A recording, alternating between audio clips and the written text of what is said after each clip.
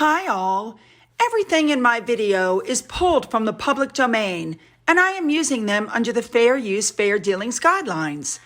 Everything I say is my own opinion. You should look into this information for yourselves, but I'm pretty sure I'm right.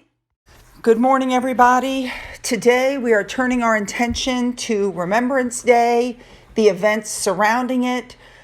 Very sad when I woke up this morning and heard the Queen did not go for the first time, and I can't even imagine how long. But I feel like the rest of the royal family stepped in to take it over. So let's just cover that. I'm sure you guys have seen it, but I'm going to do it anyway. So let's go. To start with, on Saturday evening at the London's Royal Albert Hall, the royal family got together for the Festival of Remembrance, which is a yearly musical tribute to remember Britain's fallen soldiers. William and Kate looked fabulous. Even Camilla looked absolutely fabulous in this dress. Unfortunately, the Queen was not there. This apparently is only the 6th time in her reign that she has missed this event. Apparently, she was still resting in anticipation of going to the cenotaph the next day. There were several very emotional parts to this event. If you look at Catherine in these photos, her nose is actually red. You could tell she was tearing up and getting very emotional. One thing that was really cool was everybody had on a bracelet that was lighting up during the service, and at one point they all went blue. How cool. I absolutely love the pictures. It clearly shows that Kate and Charles have a fabulous relationship. I think Charles is really appreciating William and Kate at this point. And then there was a touching tribute at the end that you could tell almost made Charles cry. Watch this. Parade! We'll remove headdress! Remove! Headdress! 3 cheers for Her Majesty the Queen! Hip hip! Hip hip! Hip hip! Parade will replace headdress! Replace! Headdress!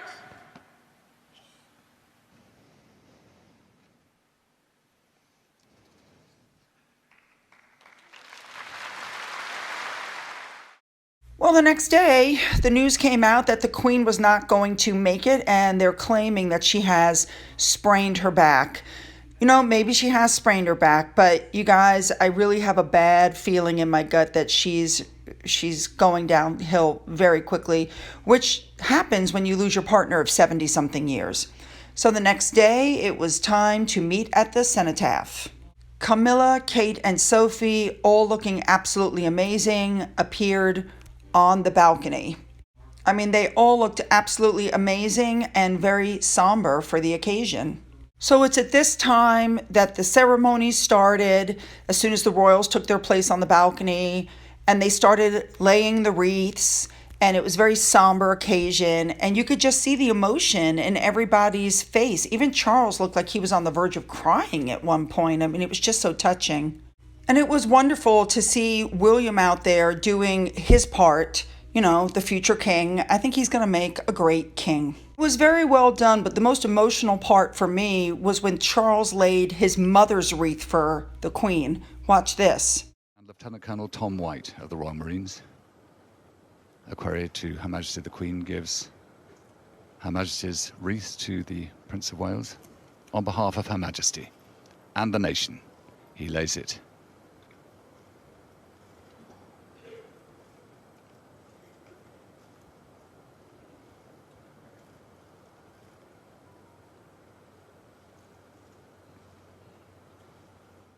So everybody's out there, they're laying their wreaths, they're going on with the service, they're paying homage to all of the veterans. I think this picture just got me. They're all there in their wheelchairs, but they're there. So I went back at that point and I started looking at the pictures of the family up on the balcony, and I was just struck by how emotional they all were. I don't know, maybe Catherine thought this is, maybe it just hit her finally, this is going to be my future. You know, the Queen's not doing so well. She held her poise, she looked regal, but you could see the stress on her face. You could just see it. It was just so heart-wrenching. When they got to the part where they were singing God Save the Queen, Look at Catherine and Sophie, and they were trying not to cry. And everybody else was singing it out. They were going to make sure that the queen heard them all the way back at the palace in her bed. Watch this.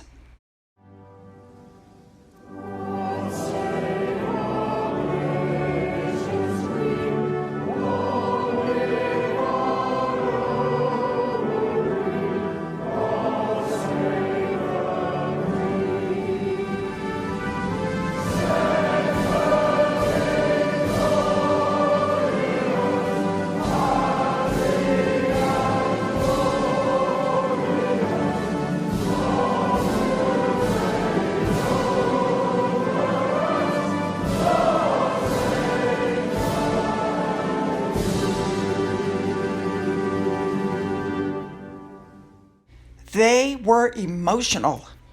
And as much as I hate to say it, it might be that they know something behind the scenes that we don't know. And maybe they're coming to the realization that who's on the balcony right now is who's going to be there.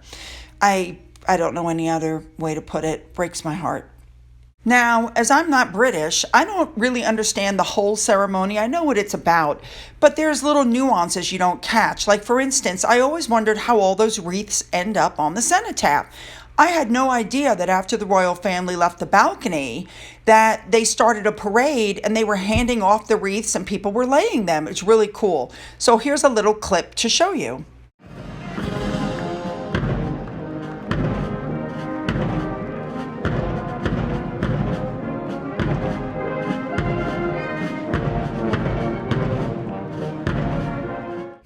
Moving on, there were several beautiful tributes that were placed on Twitter. I loved this one. This one was done by some local parishioners in that area to celebrate the British Legion for 100 years. Just beautiful. There were several other photos, like I'm about to show you, that this gentleman was presenting his brother's beret at his passing out ceremony, and the brother was killed in Afghanistan in 2008 when this gentleman in the next picture was only 6 years old. So if this picture doesn't touch your heart in some way, then you have no heart. Just my opinion. And to end this video, I'm putting up this picture of Prince Charles to go ahead and wish him a happy 73rd birthday. You know, he is so blessed. How many people can say at the age of 73 that they still have their mother, and up until recently their father, that they had their parents for their whole lives? Oh, wonderful man. So I'm ending this video a little differently today. Feel free to leave all your comments below. My best wishes for good health and recovery to the Queen. I hope she's feeling better, and I hope you guys have a great day.